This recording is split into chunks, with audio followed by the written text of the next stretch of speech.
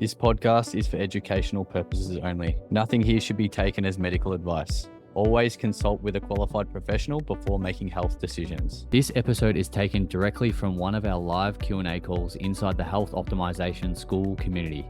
These calls run weekly inside the community where all members have the opportunity to ask me questions. If you want direct access to these calls, along with personalized guidance, deep dive protocols, and the ability to ask your own questions each week, you can join us inside the community. Now let's get into it. I had a question about the full fat milk before bed for sleep quality. The one in the I know comments? I know I asked about like vanilla ice cream last time, but I'm wondering if if full fat milk might be the same thing where it's like probably not a great idea, but I've just seen it being like advocated for on Twitter. And I think it's advocated for from our fucking grandparents. I feel like they Really? have, Yeah. I feel like it was a big thing to have a glass of milk before you sleep or have it by your bedside table. So Bedside, I think yeah. ancient, I think there's ancient wisdom around that. I'm not entirely sure why. I'm keen to dive into this question and give you like a really in-depth answer. So maybe I'll just do that if that's cool with you. I'll just go through it all and I'll kind of piece it together in my head. But so Julian asks, is it true optimal sleep actually requires a high energy state instead of a low energy state? I've heard on X that when you struggle with sleep, it's actually your cortisol spiking to make up for an energy deficit. This would make sense if mitophagy is an energy demanding process where healthier mitochondria make ATP to repair damaged ones. How does this relate to adenosine, since ATP is meant to degrade into adenosine in the evening to promote sleepiness? Does adenosine recycle back into ATP to be used for mitophagy? And I'll get to the last bit in a second. But yeah, it's a great question. And it's one of those questions that some people talk about it, but they don't really go too in depth. And I decided to go the extra mile and look into this a little bit further. So there was a podcast that I listened to. It was actually a human podcast, and I literally listened to it a few days ago, and it was the first podcast by human I've listened to in the last probably 3 years, by some dude called something Pickard, Dr. something Pickard. He's on X as well. He's great. He posts a lot about mitochondria, but he said something in it that was really interesting. And he talks about how energy distribution, if we're looking at it very broadly across our physiology, it's divided into 3 sections. So you've got vital organs and vital function. So heart rate, basal metabolic rate, temperature, breathing mechanics, baseline digestion in the guts whilst we sleep is obviously going to be lower levels whilst we sleep in comparison to, say, wakefulness when we just had a meal. So vital function. The second one is related to stress. So any kind of stress, obviously energy is going to be diverted and redistributed accordingly based off the stressor at play. So obviously with muscle, there's going to be energy diverted to the muscles. When like resistant or endurance training, or when there's the brain doing anything that any sort of cognitive stimulation, there's going to be energy that diverts into the brain, as an example. That's very, very basic. And then obviously to layer onto that, we've just got daily stresses as well, which could directly relate to this on top, whether it's something that happened at work or something like that. Then the third thing is, what's the third thing? Growth, repair, and maintenance. So obviously that's going to relate to what you said, Julian, around mitophagy, but then also other things on top, where anything that's related to cell growth, autophagy, mitochondrial biogenesis, fusion, fission, myelin production, like all of these things I would classify as growth, repair, and maintenance, or growth, maintenance, and repair. So based off that, you can we can just take a 30,000 foot view on that specifically and think, well, when we sleep, 10% of our, more or less 10% of our heart rate drops. So our heart rate drops by 10%. So that, and our cardiac muscle is very energy hungry. So there's a huge decrease around that where energy is available for other things. Another thing that we do when we sleep is that we're obviously not moving. So that's another consideration, is that we shouldn't be. And obviously there's nuance to that, because there's people that do move around when we sleep, but relative to wakefulness, there's going to be a lot less sleep. What else? So that's around vital organs, breathing. I mentioned the gut. Basal metabolic rate's a big one. So our temperature drops by, I think it's almost like 1 degree Celsius, maybe a little bit less, where that's obviously huge in the sense that every single cell, the basal metabolic rate drops to a degree. So there's energy being freed up in that bucket. And then we can look at the other two. So the other one would be stress. Again, stress is going to be more of a wakefulness activity. So we're looking more, there's still going to be some sort of activity related to those, but we're looking more at the third bucket, which is going to be related to growth, repair, and maintenance, which essentially, I think a lot of people know that that's what sleep's for. And then we have certain nodes. So we obviously have the circadian hormone cascade, where getting sufficient sunlight during the day throughout all phases, especially sunrise and getting UVA rise, we're going to get tryptophan conversion into serotonin, and then arguably down the line, we're going to get melatonin released in the pineal gland. And then at the same time, there's also like infrared light stimulation that is directly releasing melatonin. And then that melatonin, provided that we have darkness at night, that's obviously going to be released. Norepinephrine plays a really big role in the superior cervical ganglion to actually send the projections to drive melatonin release and synthesis. So that's an interesting connection there, where like norepinephrine is an alert hormone, but it actually plays a role around that.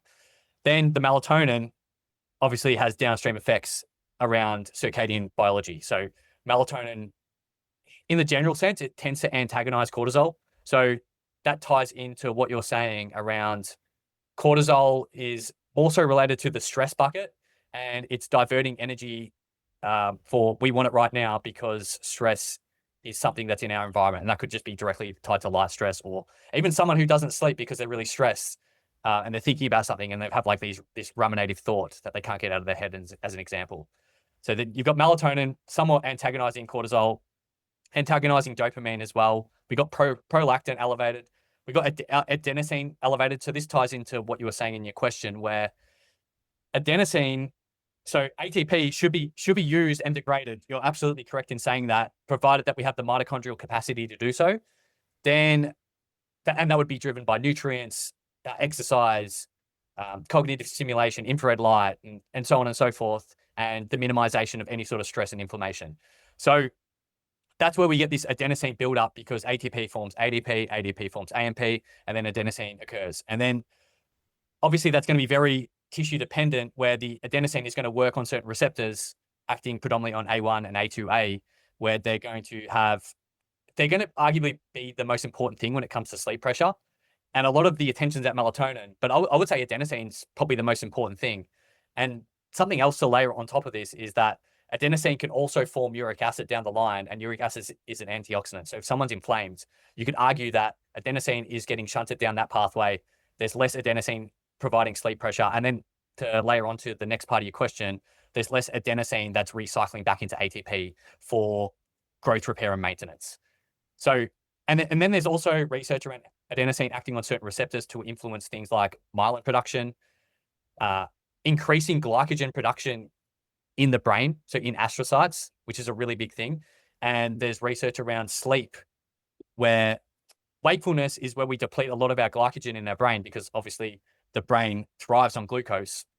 Even in a ketogenic state, we're running 25% glucose more or less, which is around 30 grams of glucose a day.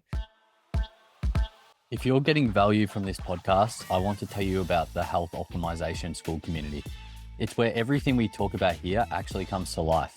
You get the frameworks, the protocols, the blood work breakdowns, all organized in one place, plus a community of people who are serious about optimizing their health, not just consuming information. Inside, you'll find educational resources on hormone health, gut health, nutrition, supplementation, and quantum biology, all grounded in individual biology, not population averages. I also offer one-to-one health coaching and run live calls inside the community, so you can get direct guidance and real support as you apply this to your own health. If you want to truly understand your body and take ownership of your biology, this community is perfect for you. We're at skool.com/health optimization, The link is in the show notes. So we need it. And so the adenosine is working on that. Melatonin also works on that as well. And then if you look at what adenosine and melatonin both do, they seem to have, adenosine's probably less so research, but melatonin seems to have an influence on mitochondrial electron transport chain. And I would argue that this, so it enhances it. And I would argue this is related to a lack of light, where melatonin is kind of acting as a node in the electron transport chain to allow it to run efficiently when there's less infrared light available. That's a hypothesis, but I imagine there's something related to that. And then obviously at night, when electromagnetic fields are still, they could still be present in the environment, but let's just say from a natural perspective where sunlight is obviously very strong during the day, and that's related to the electric field, and then the magnetic field's heightened at night because there's more darkness, then you could argue that the respiratory proteins also shrink, so therefore there's more efficient tunneling going on in the mitochondria. And then melatonin obviously has other huge effects in a cell where it's going to be related to mitophagy, regulating apoptosis, autophagy as well. I believe it's also more so prone to increasing fusion, which is beneficial, but I imagine there's probably this balancing act between the two. And then it also increases something like myelin production, as an example. And I imagine it has some effects in the liver as well, around detoxification. And obviously you could just go into every single organ and find out the specifics, but that's melatonin, adenosine. And then on top of that, you've got prolactin, which directly relates to how dopamine is released. So if you have hyperstimulation of dopamine at night, which could be from blue lights, even just scrolling at night, even stress as well within itself will release dopamine, and dopamine will have a collapsing effect on prolactin. And arguably you want prolactin high at that time because it also increases sleep depth. And then down the line, you have leptin, GABA, glycine, all these neurotransmitters that have an influence. And then things like serotonin, dopamine, histamine, orexin are all meant to be lower end, more or less, depending on what sleep cycle and stuff. So to answer your question, it's a reprogramming state more than, so it is a lower energy state. It's about 20 to 30% less energy being used, but the diversion and how that's programmed is very different in comparison to wakefulness. So you can think of it, right? Like, think of it that when you're on your computer and during the day you got, so for example, I got Spotify open, I got Zoom, I've got Google Chrome, I've got WhatsApp open, I've got Crisp open, which is like an AI editor, I've got my notes. So it's running a lot of power right now. And you could say that that's going to be related to more so the stress more than anything. And then the vital side of things is upregulated. And then, of course, you've got growth, repair, and maintenance, which is also going to be somewhat increased. And then I think like nighttime, when you close the laptop, just imagine that that's where hypothetically, maybe some programs are still running in the background, but other things are going to be turned on, like antiviral software, software updates or something like that, where that be more so related to the growth, repair, and maintenance. So sleep is related to just rediversion and reallocation of energy. And it has to hit all those nodes of those hormones and neurotransmitters to work accordingly. And I feel like to answer your question, when cortisol is obviously spiking, that's not going to be related to sleep architecture. And arguably that is the worst hormone to have spiking at that time. So that is what affects sleep. And when you said that cortisol spiking is to make up for an energy deficit, I definitely agree with that, because when we're in an energy deficit, we're utilizing more ancient pathways that are less reliant on mitochondria. So therefore the cortisol is shunting more or liberating free fatty acids and glucose from certain tissues to allow for that to be used at any means possible.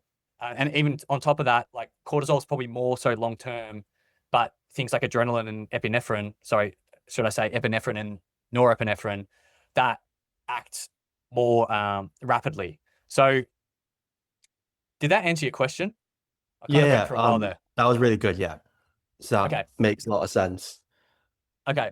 And then the other thing that you asked here is that Veronica advocates for a glass of full fat milk by your bedside. See, Harry, full fat milk by your bedside for better sleep. However, intuitively, I don't think raising insulin and ghrelin at night would be a good thing for ketosis / mitophagy. Okay, so, and I just want to say, so you've added some screenshots here about what she said. So Yes, I think. Hang on, let me just double check. But it's from her Twitter. okay. So she's talking about when you wake up restless at 2 to 4 a.m., it's not because you have too much energy, it's because you don't have enough. Nighttime is where stress hormones, adrenaline, cortisol rise to keep blood sugar from crashing. Well, the one thing is, though, is that glucagon also plays a role here, and melatonin increases glucagon.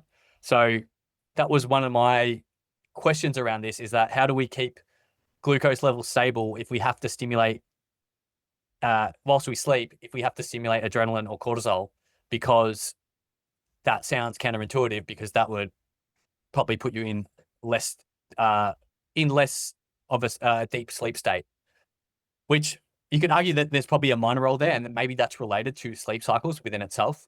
But then melatonin also influences glucagon, and it also has a somewhat antagonistic effect on insulin, which is interesting.